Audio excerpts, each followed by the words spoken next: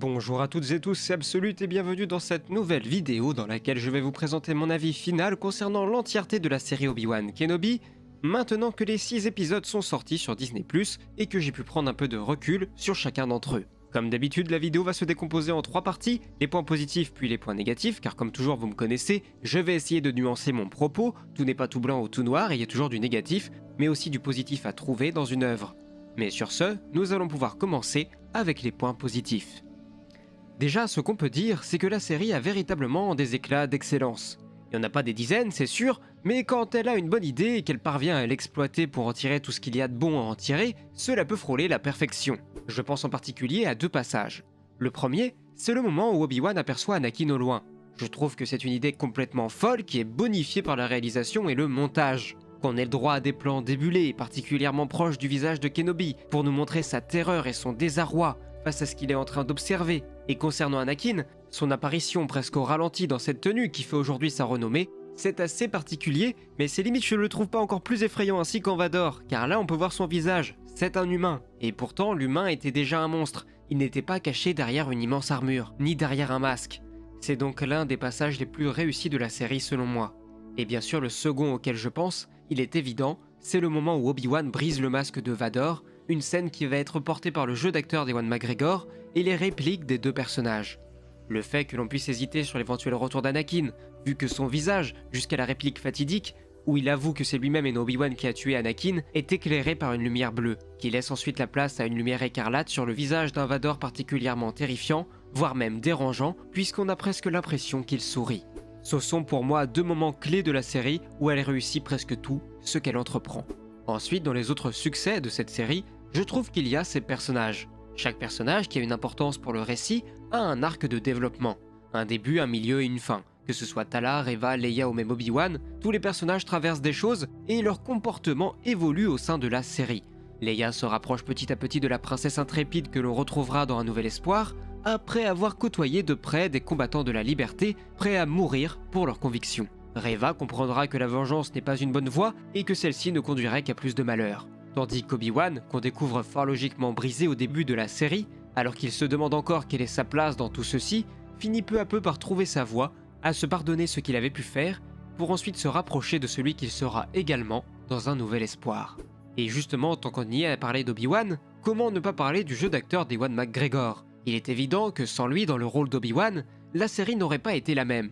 Ici on sent toute son implication, son attachement à l'univers et aux personnages, et vous avez pu le voir si vous avez vu ma vidéo analyse du dernier épisode, mais les larmes qu'il laisse couler lorsqu'il découvre le visage d'Anakin, cela m'a particulièrement touché. Et je trouve que même si celle-ci aussi a des défauts, et on en reparlera ensuite, la réalisation de Deborah Shaw est parvenue à capter toute l'essence du jeu de l'acteur en lui offrant de nombreux très gros plans sur son visage, et je crois d'ailleurs qu'on a eu que très rarement droit à des plans aussi serrés sur les visages des acteurs dans Star Wars, ce qui permet de renforcer cette vision intimiste qu'on pouvait attendre d'une telle série. Et quand on a la chance d'avoir un acteur comme Ewan McGregor, qui peut donc compter sur une réalisatrice qui sait capter toute l'essence de son boulot pour le mettre en valeur, c'est plutôt une excellente chose. Autre chose que l'on pourrait dire sur la série et que j'ai trouvé super intéressante, c'est qu'elle participe à renforcer les éléments de tous les autres films ou séries. Si on prend par exemple le personnage de Leia et tout son voyage auprès d'Obi-Wan, on comprend ainsi beaucoup mieux pourquoi elle décidera d'appeler son fils Ben, bien des années plus tard. Alors que jusque-là, ça ne faisait pas vraiment de sens. Ce n'est qu'un exemple parmi tant d'autres, mais je trouve que de ce point de vue-là, qui n'est pourtant qu'un bonus, la série réussit magnifiquement bien son travail. Et enfin, comme dernier point positif, j'aimerais juste dire un mot sur la VF. Car suite à ma dernière vidéo, j'ai vu énormément de gens se plaindre, voire même s'offusquer, que je regarde la série en VF. Alors moi, vous savez, le débat Team VF ou VO, j'en ai un peu rien à cirer. Les épisodes, je les regarde plusieurs fois, je passe donc de la VO à la VF sans trop de soucis. Mais pour cette série, je m'étais dit que je regarderais d'abord en VF. Pourquoi? Parce que j'ai grandi avec la prélogie, en la regardant bien sûr en français, donc bercé par les voix d'Emmanuel Garigeau ou de Bruno Choël, qui sont parmi les comédiens de doublage les plus réputés qu'on puisse trouver aujourd'hui. Et ils font un excellent travail. Cependant, je comprends quand même qu'on puisse avoir à redire sur le choix de Philippe Catoir pour Dark Vador.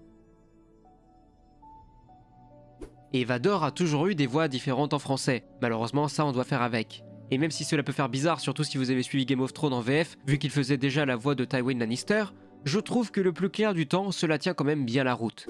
Donc voilà, juste un petit mot pour vous dire d'arrêter de créer des débats entre VO et VF. Tout le monde s'en fout, ça n'apporte rien. Regardez les séries ou les films comme vous voulez. Vous êtes habitué à la VO, écoutez en VO. Vous êtes habitué à la VF, écoutez en VF. C'est pas plus compliqué que ça. Pas besoin de venir juger un tel ou un tel sur cet aspect, d'autant plus quand le doublage français est reconnu mondialement pour sa qualité, sinon vous allez juste passer pour quelqu'un de méprisant. Mais bref, maintenant que ce petit message est passé, place désormais au point négatif. Bon, déjà, ce qu'on peut dire, c'est que la série n'a absolument pas un budget à la hauteur de ce qu'elle aurait dû nous montrer. Certains évoquent le chiffre de 90 millions de dollars, et si c'est le cas, c'est 110 millions de moins que pour WandaVision. Sachant qu'à la base, Kenobi était un projet de film, on se retrouve avec une œuvre qui est 2 fois plus longue qu'un film, mais avec 3 fois moins de budget, vu que les Star Wars avaient grossièrement 275 millions de dollars de budget sous l'ère Disney. Et le problème de ce manque de budget, c'est qu'on le ressent absolument partout.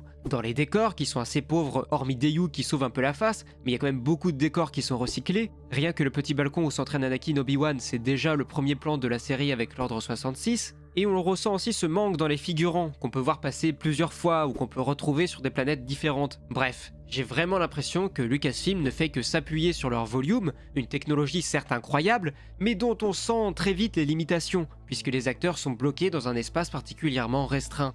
Donc c'est extrêmement dommage puisque Star Wars c'est censé évoquer la grandeur, la magie, l'espace, et non, là on se retrouve coincé dans de tout petits espaces de façon beaucoup trop régulière. Pourtant, s'il y a bien un studio actuellement à Hollywood qui ne manque pas d'argent, c'est bien Disney. Donc cette série, Kenobi, c'était leur vitrine pour tous leurs projets Star Wars à venir. Je ne comprends donc pas du tout pourquoi ils ont lésiné sur les moyens pour un tel projet. C'est vraiment dommage, mais on en reparlera en conclusion. Autre problème qui est, j'imagine, aussi un peu lié au manque de budget, mais je trouve que la série manque d'ambition. On parle quand même d'Obi-Wan et de Dark Vador, 2 des personnages principaux de Star Wars, ceux que tout le monde connaît. Donc sur énormément d'aspects, la série manque le coche en ne nous offrant pas plus de grandioses, de grandes batailles, etc. On se limite encore à quelques escarmouches. Le scénario aussi en lui-même semble artificiellement rallongé. Est-ce qu'il n'aurait pas fallu au final en supprimer le superflu pour pouvoir en faire un film? La série est aussi remplie de bonnes idées, mais qui ne sont pas exploitées. Par exemple, Vador qui veut faire brûler Obi-Wan pour le faire souffrir, comme lui-même a souffert, c'est brillant comme idée. Mais une fois que c'est fait, la série ne l'exploite plus. Obi-Wan prend un bain de Bacta et paf, c'est fini, on n'en parle plus. Il en va de même pour l'arc de Reva. Elle souhaite se venger de Vador, mais on ne l'apprend déjà qu'assez tardivement, et après cela, c'est à se demander s'il n'aurait pas été plus intéressant finalement pour le personnage de mourir dans l'épisode 5, plutôt que de la faire revenir un peu magiquement en plus dans le 6ème, surtout pour créer un faux suspense autour de Luke et de sa famille, c'est quand même extrêmement dommage. À la limite, si vous voulez une vraie bonne histoire autour d'une inquisitrice, jouez plutôt à Fallen Order. Enfin, on pourrait aussi dire un mot sur la réalisation, et ça va aller de pair avec certains effets spéciaux qui sont pas terribles, mais même si Deborah Shaw a d'excellentes idées et des grosses fulgurances, comme par exemple dans le plan séquence du début durant l'Ordre 66, et l'utilisation de la caméra épaule qui a pour objectif de rendre la chose plus immersive, il faut avouer que parfois ça bouge un peu dans tous les sens et ça nous permet pas de profiter au maximum de l'action. Et pour en terminer avec les points négatifs, je suis obligé de dire un mot sur les compositions de Natalie Holt et de William Ross, sur lesquelles je fondais beaucoup d'espoir, surtout après l'excellent travail de la compositrice sur la série Loki.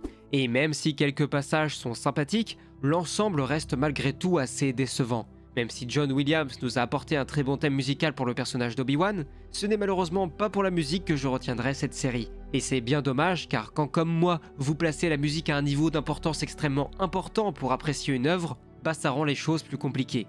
Sans compter que The Mandalorian et même Boba Fett étaient parvenus à créer des thèmes musicaux particulièrement marquants. Mais bref, voilà ce qu'il en est de mon opinion résumée bien sûr, car il y a probablement plein d'autres points de détail qui mériteraient qu'on s'y attarde, mais si c'est ce que vous voulez, je vous invite plutôt à aller voir mes analyses épisode par épisode qui sont disponibles sur la chaîne. Vous l'aurez donc compris, même si j'apprécie cette série, suivre ces personnages avec lesquels j'ai grandi, vivre de nouvelles aventures, il n'en reste pas moins que le résultat reste assez décevant. La série n'est pas mauvaise, loin de là. On peut dire par contre qu'elle est bonne, mais est-ce que juste bonne ça suffit quand on sait que l'on attend ce projet depuis près de 15 ans désormais? Et selon moi, non, on ne devrait pas s'en satisfaire. Cela me mène d'ailleurs à me poser une autre question. Cette série, quoi qu'on en dise ou qu'on en pense, a réalisé le meilleur démarrage pour une série Disney+. Elle a donc de facto participé à rapporter énormément d'argent à cette société. C'était donc un très bon investissement de leur part. Pourtant, comme on l'a vu, la série ne manque pas de défauts et a visiblement dû être faite avec un budget particulièrement serré. Alors la question que je me pose, c'est que si on ne se montre pas plus exigeant que ça avec le contenu qu'on nous propose, est-ce qu'on ne serait pas en train de pousser Disney et Lucasfilm dans la mauvaise direction? En leur demandant de nous proposer un contenu simplement régulier et sympa, mais sans plus. Est-ce qu'on ne devrait pas plutôt essayer de réclamer quelque chose d'une immense qualité? Si on se souvient de Star Wars encore aujourd'hui, c'est parce que les films ont tous réussi à marquer une génération. Mais est-ce que la génération actuelle, qui grandit en découvrant ces nouveaux programmes, s'en souviendra dans 10, 15 ou 20 ans? Je me pose la question, et je vous la pose à vous aussi, car je pense qu'il y a matière à avoir de bons débats là-dessus dans les commentaires. On pourrait d'ailleurs aussi se demander si la stratégie de Disney actuellement, ou de Lucasfilm, c'est de vraiment vouloir marquer cette génération, ou est-ce que c'est juste de vouloir faire du bénéfice à cet instant T, donc de chercher du résultat à court terme. Mais bref, la parole est à vous. J'espère maintenant que cette vidéo vous aura plu, et si c'est le cas, je vous rappelle que vous pouvez bien sûr vous abonner gratuitement à la chaîne pour ne rien manquer des futures sorties. C'était un plaisir de vivre ces 5 semaines presque entièrement consacrées à Kenobi en votre compagnie. Mais sur ce, la vidéo est à présent terminée, c'était Absolute et que la force soit avec vous, ciao.